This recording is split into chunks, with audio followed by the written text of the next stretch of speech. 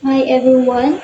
In this video, I will be explaining my Google Maps app and how locations and permissions work in Android. So let's get started. So we are here in Android manifest.xml. Android manifest is one of the most important files in every Android app because it tells Android what your app is, what it can do, and what permissions it needs. In my Google Maps app, I use three permissions: Android permissions, find locations, Android permissions, access course locations, Android permissions, internet. Android access find locations. This means the app get your exact locations, like your house, while access course locations means the app get your rough locations like your city or general area. Access point locations, it use GPS to be very accurate. Access course locations use Wi-Fi or mobile network, so it less accurate. Android manifest also have applications, activity, ended filters, and metadata. Here in activity, Android name main activity main activity is connected to your main activity Java. Android export true, it must be true para ma-open mo ang app. If it's false, app's icon would not open. And then filters, it marks as the app's starting point. Metadata, metadata stores your Google Maps API key for maps. For maps is the key. So they are Android name. Android name tells the system this is Google Map API key, while Android value, this is the actual API key from Google Cloud Console. So that's all and Android manifest. Let's proceed to main activity Java. In main activity Java, na diri ang import. So we import Android manifest. Ang Android manifest, this is to check if a permission is granted or denied. We also import locations address, location geocoder, and locations. These are parts of Android package manager. Locations address represent a specific address like city or country. Locations geocoder, it converts between coordinate and address. Locations, it represents as physical locations with latitude, longitude, and other info like speed or altitude.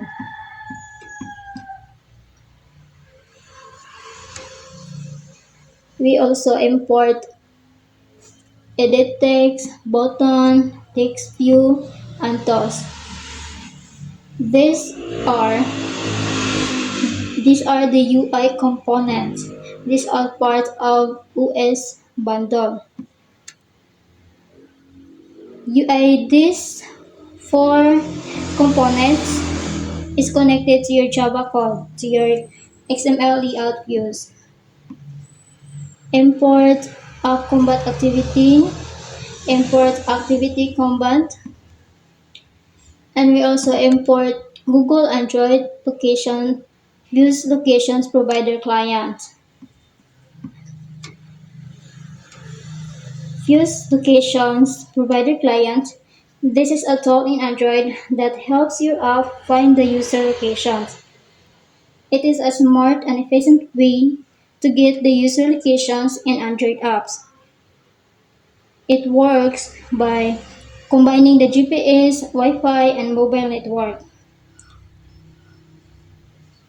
So we also import location services. It is provide access to the Fuse Locations API. This import camera update factory, Google Map, on map read callback, support map fragment, model lat long, model marker options.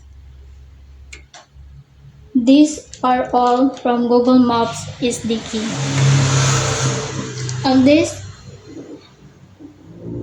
On this tree, this is Java standard library. So in our Google Maps app, we add a marker. A markers is this is a pin that appears on the map to point a place like city or landmark. So let's run our ato makita diri ang unsa ang marker sa app. At as what we see kaning red. So how I add the marker.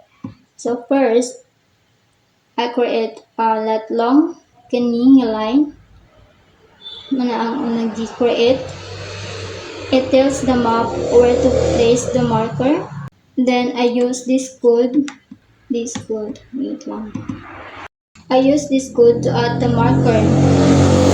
Marker options, positions, title. Positions. This part set the marker locations. And title. This is the text that shows when you tap the marker. Tap your marker here. Now you are here. That's the title. And lastly, I move the camera so that the map focus on the marker using. The number 12 is the zoom level. The higher the number, the closer the view. Yeah, I used 12. What is lat long? Lat long is stand for latitude and longitude. I use lat long to represent a specific locations on Earth. By using the lat long, makita nimo ang exact address of a place on the map written in a numbers. This one. Mo ni ang lat long. So this is the number of where I so mo ni ang numbers sa kung asa ko karon. And after adding the marker on the map, we can move the camera so that it focuses on that locations. So in the Google Maps, we use move camera. We move camera functions. This is the map start at specific spot when it opens. So the users can easily the marker or locations you want to highlight. So what happens if locations permission is denied? When the users denies locations permissions, the app is not allowed to access. If permissions denied, the app still work. Kung ma-denied imong permissions, ang app ma-open gihapon nimo, magamit nimo, but dili makita ang imong current nga locations kung asa ka wala ni. So may pinduton nimo ning my locations.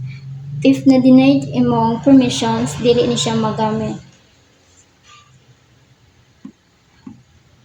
Lastly, in my Google Map, I enable zoom controls so the users can easily zoom in and out on the map. Makita ninyo siya right corner at the map kani. Kung pindutan nimo, ma-zoom siya.